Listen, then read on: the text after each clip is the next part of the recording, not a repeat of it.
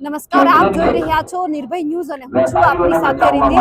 ગુજરાતની અંદર અત્યારે જે જગતનો તાજ છે રડી રહ્યો છે। એક તરફ કમોસમી વરસાદ વરસી રહ્યો છે, બીજી બાજુ જે બોટાદની અંદર જે કડદાકણ ચાલી રહ્યો હતો ને એ જ બાબતે જે રાજુ કરપડા, પ્રવીણ રામ અને જે ખેડૂતો છે એમને જેલમાં પૂરવામાં આવ્યા, એ માટે મહાપંચાયતનું આયોજન કરવામાં આવ્યું। ખેડૂતો અહીંયા આવી રહ્યા છે, પોતાની વેદના ઠાલવી રહ્યા છે, મહિલાઓ પણ અહીંયા છે, કારણ કે જેટલું ઘરમાં ગુજરાન ચલાવવાની વાત આવે જેટલું પુરુષો કરી રહ્યા છે એટલું મહિલાઓ પણ યોગદાન આપી રહી છે। મહિલાઓ અહીંયા આવી છે, એમની સાથે જ વાતચીત કરવી છે। બા, ક્યાંથી આવો છો? સુદામડાથી। આ રાજુ કરપડા, પ્રવીણ રામ જે ખેડૂતો માટે લડે છે, તમે એમને ઓળખો છો? તમને લડે છે, ગમે છે? હા, ગમે છે। ખેડૂતો માટે જે અવાજ બન્યો છે, અત્યારે તમે જે રીતે આવ્યા છો, પરિવાર સાથે આવ્યા છો? બીજા પણ બા છે અહીંયા। બા, અહીંયા ખેડૂતોની દશા જે રીતે થઈ રહી છે, ઘણા બધા નેતાઓ લડે છે, કેવું લાગે છે? સારું લાગે છે। સરકારને શું કહેવા માંગો છો? સરકારને તો કપાના ભાવ સરકાર નથી અને ઘરાણાના તો ભાવ ચડ્યા સરતા જાય છે। આમાં છોકરા ભણાવે કેમ? ખેડૂતો શું કરે? અત્યારે વરસાદ થયો તો વરસાદ થયો તા ખોચી મગફળી બધું ઉચી ગયું। આમાં માણા કરે શું? ખેડૂત શું કરે? મહેનત કરો છો એ પ્રમાણે ભાવ મળે છે? મહેનત કરે પણ આમ આવે જ નહીં, કઈ ભાવ વેચવા દઈ તો કઈ આપે નહીં। બસ કે વેચવા માટે જાય છે તો ક્યાંય એમને પૂરતો ભાવ નથી મળતો। અહીંયા મહિલાઓ પણ છે, એની સાથે પણ વાતચીત કરવી છે, કારણ કે ઘણી બધી મહિલાઓ અહીંયા આવી છે, પોતાના પરિવાર એમના જે સદસ્ય છે તેમને લઈને ગયા છે, અને એ પછી પણ અહીંયા ઘણી બધી જે મહિલાઓ આવી છે તેમની સાથે જ વાતચીત કરવી છે। બા, ક્યાંથી આવો છો?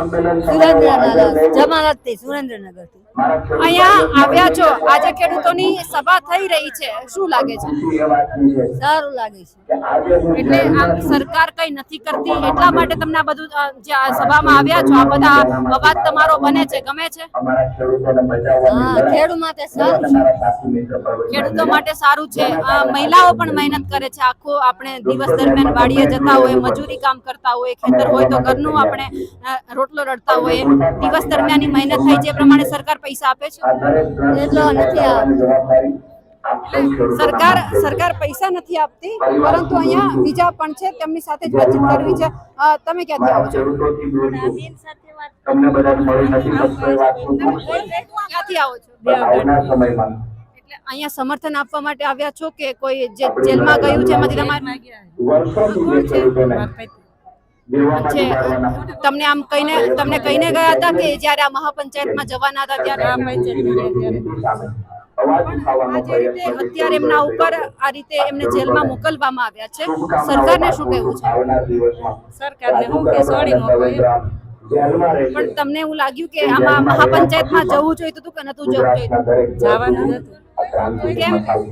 ખેડૂતનું હતું, જવું જ પડે। એટલે ખેડૂતો માટે હતું એટલા માટે લડવા માટે ગયા અને જેલમાં મોકલવામાં આવ્યા। હજુ કઈ નક્કી નથી કે ક્યારે આવશે। ઘરમાં છોકરાને સાચવવાની જવાબદારી એકલાની છે કે બીજું કોઈ છે? એકલાની છે। બીજું કોઈ ઘરમાં છે? બીજું કોઈ નહીં, આ દેરાણી જેઠાણી એમ છે। એટલે ઘરમાં બીજા દેરાણી જેઠાણી છે, ઘરમાં જે એમના પતિ છે એમને લઈને જવામાં આવ્યા છે। આ એમનો દીકરો છે કે જે અત્યારે એમના પપ્પાની રાહ જોઈ રહ્યો છે કે પપ્પાને ક્યારે છોડવામાં આવશે, કારણ કે જે નિર્દોષ લોકોને જે જેલમાં પૂરવામાં આવ્યા છે, એમના જે પરિવારના સભ્યો બેઠેલા છે, એમનો જે બેન છે એમને જે પતિને લઈ જવામાં આવ્યો છે, એમનો મોટો દીકરો છે, અને એમની પરિવારના સભ્યો રાહ જોઈ રહ્યા છે કે જલ્દી સરકાર એમની સામે જુએ કે જે નિર્દોષ છે એમને છોડવામાં આવે। અને અહીંયા જે પરિવારના સભ્યો ઘણા બધા આવ્યા છે, આ એમના જ ઘરના સભ્ય છે, જે રીતે અત્યારે તમારા પરિવારના સભ્યને જેલમાં મોકલવામાં આવ્યા છે, લઈ જવામાં આવ્યા છે, સરકારને શું કહેવાનું છે? કારણ કે તમે બધા જ એવું કહી રહ્યા છો કે વાંક નથી, ફક્ત ખેડૂતો માટે લડવા માટે આગળ આવ્યા હતા। જેલમાં લઈ ગયા છે એને છોડી દો એમ, કાંઈ વાંક વગર ન હોય તો ખેડૂતો એના માટે લડે છે કે બીજા માટે તો કઈ લડતા નથી। અને જેને જે ખોરાક તમને ખેડૂત જ આપે છે, બીજા કઈ આપતા નથી કઈ, તો એને શું કામ માટે પૂરવા પડે એમ? કઈ વાંક ગુનો હોવો પડે ને, તો એની સરકારને એ અપીલ છે કે એને છે ને નિર્દોષ છોડી દે। નાના છોકરાઓ હોય, જાતે તો કરવાનું હોય તો કોણ માથે કામ કરે? અત્યારે ખેતીવાડી કોણ સંભાળે છે? તો અત્યારે ઘરના મોટા ભાઈઓ હોય, ભાભી હોય, એ સંભાળે। અત્યારે વરસાદ આવ્યો છે એટલે પરિસ્થિતિ ખૂબ ગંભીર છે. ખૂબ ગંભીર છે. માંડવી વાવી છે તે માંડવી તે આનો વરસાદ ટાઈમે પૂરું થાય તો બીજું કોણ કરે? કપાસ છે, બકાલું કર્યું છે, અને ટાઈમે તો કરવું તો ખરું ને. નાના નાના છોકરા હોય તો એકલા પણ કેમ કામ કરી શકે?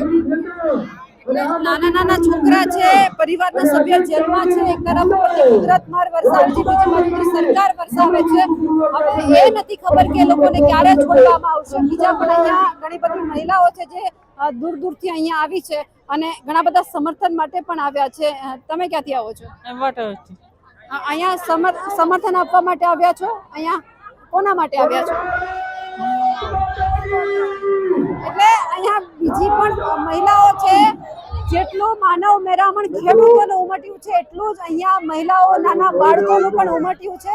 જ્યાં જુઓ તો તમને એ જ દેખાશે કે મહિલાઓ પણ અહીંયા ફક્ત એક ખેડૂત બની અને આવ્યા છે. કારણ કે જેટલો પુરુષ ખેતી કરે છે રાત દિવસ એટલી જ મહેનત જે છે સ્ત્રી એમાં હિસ્સેદાર હોય છે. પરિવારનું ગુજરાન ચલાવવું એમાં એટલા જ માટે અહીંયા મહિલાઓ પણ આવી છે. મહિલાઓને પણ એવું થઈ રહ્યું છે કે અમે મહેનત કરી રહ્યા છીએ પરંતુ અમને સમયસર એનો જે ભાવ મળતો નથી. એટલા માટે જે આખું એક જે માનવ મહેરામણ છે, ખેડૂત મહેરામણ છે કે ફક્ત ને ફક્ત એટલા માટે આવ્યા છે કે જેથી કરી એમનો અવાજ સરકાર સુધી પહોંચે, સરકાર એમને સમયસર પૂરતા ભાવ આપે અને એ જ ભાવ જેમને મળે, થોડા ઘણા પૈસા મળે. ઘણા બધા પરિવાર એવું કહી રહ્યા છે કે એમના જે રીતે અત્યારે એમને પૂરતો જે ભાવ નથી મળતો, ઘણા બધા પ્રસંગ બાકી હશે, બધું કરવાનું હશે, પરંતુ એક આશા સાથે આવ્યા છે. અહીંયા ઘણા બધા પરિવાર એવા છે કે જેમના સભ્ય, જેમને પોતાના પતિ છે, કોઈનો ભાઈ છે, કોઈનો દીકરો છે,